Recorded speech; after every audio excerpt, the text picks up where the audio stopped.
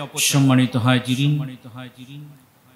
আমরা প্রত্যেকেই জানি যে আমাদের জীবন সীমিত, আমাদের হায়াত খুবই অল্প। আমরা প্রত্যেক দিন অসংখ্য ব্যস্ততার ভিতরে নিজেদেরকে বিভোর করে রাখি, অথচ আমরা কেউই জানি না যে আমাদের জীবন কখন শেষ হয়ে যাবে। এই সংক্ষিপ্ত জীবনে আল্লাহ সুবহানাহু ওয়া তাআলা আমাদেরকে পরকালীন জীবনের পরিপূর্ণ সামানা সংগ্রহ করে নিয়ে যাওয়ার জন্য বলেছেন। আল্লাহ সুবহানাহু ওয়া তাআলা পরকালীন জীবনটাকে মুমিনদের জন্য আরো স্বাচ্ছন্দ্যময়, আনন্দময় করার জন্য কিছু অমূল্য আমল আল্লাহ সুবহানাহু ওয়া তাআলার নবী আমাদেরকে শিখিয়ে দিয়েছেন, যে আমলগুলো আমরা খুবই অল্প সময়ে আদায় করতে পারি এবং পদ্ধতিও খুবই সহজ, এবং সেগুলোর সওয়াব হলো আকাশচুম্বী। এমন কিছু তাসবিহ, এমন কিছু দোয়া, এমন কিছু জিকর আল্লাহ সুবহানাহু ওয়া তাআলার নবী আমাদেরকে শিখিয়ে দিয়েছেন, যা আমরা অতি সহজেই নিয়মিতভাবে আমল করতে পারি এবং এর মাধ্যমে আমরা পরকালীন জীবনের সওয়াবটাকে আরো বেশি সমৃদ্ধ করতে পারি। এমন একটি তাসবির কথা আল্লাহ সুবহানাহু ওয়া তাআলার নবী বলছেন, সহিহ মুসলিমের 2691 নম্বর হাদিস। এই হাদিসের ভিতরে রাসূল আকরাম সাল্লাল্লাহু আলাইহি ওয়াসাল্লাম তিনি বলেছেন, মান ক্বালা, যে ব্যক্তি বলবে সুবহানাল্লাহি ওয়া বিহামদিহি, যে ব্যক্তি সুবহানাল্লাহি ওয়া বিহামদিহি বলবে ফি ইয়াউমিন মিয়াতা মাররা, দৈনিক 100 বার। যে ব্যক্তি সুবহানাল্লাহি ওয়া বিহামদিহি এই তাসবিহ দৈনিক 100 বার পাঠ করবে, হুত্তাত খাতায়াহু, আল্লাহ তার জীবনের সমস্ত সগীরা গুনাহ maaf করে দিবেন। ওয়া ইন কানাত মিসলা জাবাদিল বাহর, যদিও তার পাপের বা যদিও তার গুনাহ সমুদ্রের ফেনার পরিমাণ হয়ে যায়। সুবহানাল্লাহ।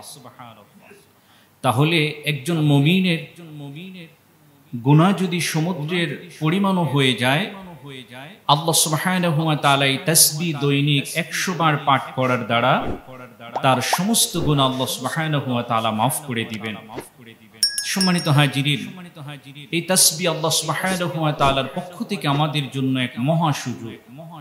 কারণ আমরা প্রত্যেক দিন হাজারো গুনাহ করি, জিহ্বা দিয়ে গুনাহ করি, চোখ দিয়ে গুনাহ করি, হাত দিয়ে গুনাহ করি, কথাবার্তায় গুনাহ করি, লেনদেনে গুনাহ করি।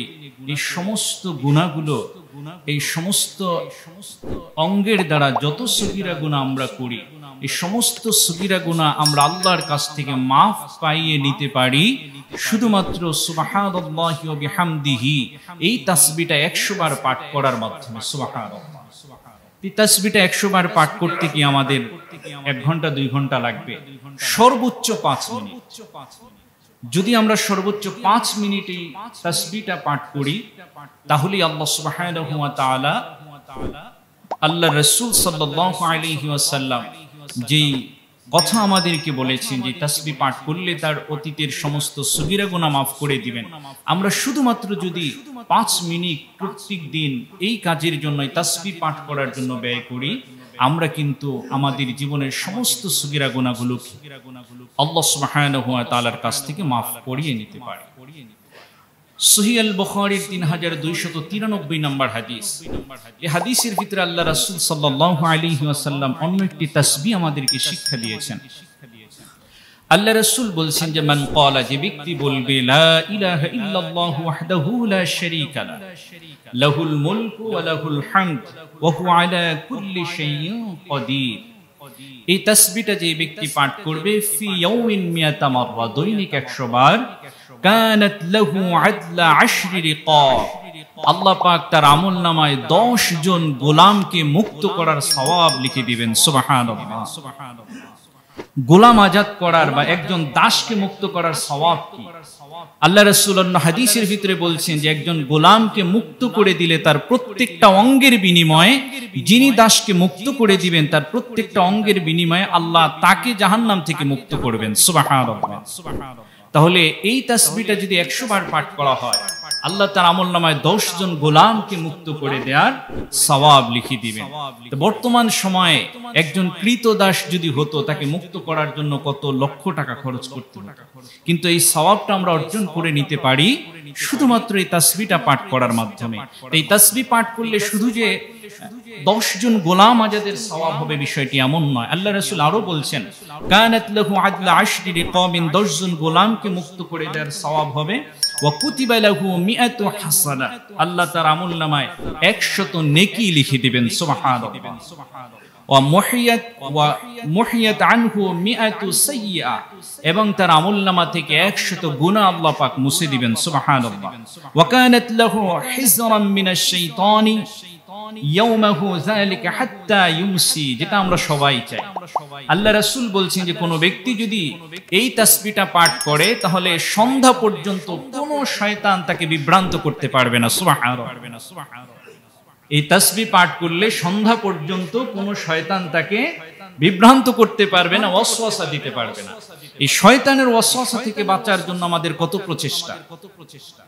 আল্লাহ রাসূল বললেন এই তাসবিহ পাঠ করবে, লা ইলাহা ইল্লাল্লাহু ওয়াহদাহু লা শারীকা লা, লাহুল মুলকু ওয়া লাহুল হামদু ওয়া হুয়া আলা কুল্লি শাইইন কাদির।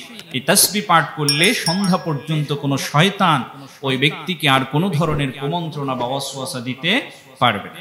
আল্লাহ রাসূল আরো বলছেন, ওয়ালাম ইয়াতি আহাদুন বি আফদালা মিম্মা জাআ বিহি, যে ব্যক্তি দৈনিক 100 বার এই তাসবিহ পাঠ করে ওই ব্যক্তির থেকে নফল ইবাদতকারী আর কোনো ব্যক্তি হতে পারবে না। সুবহানাল্লাহ।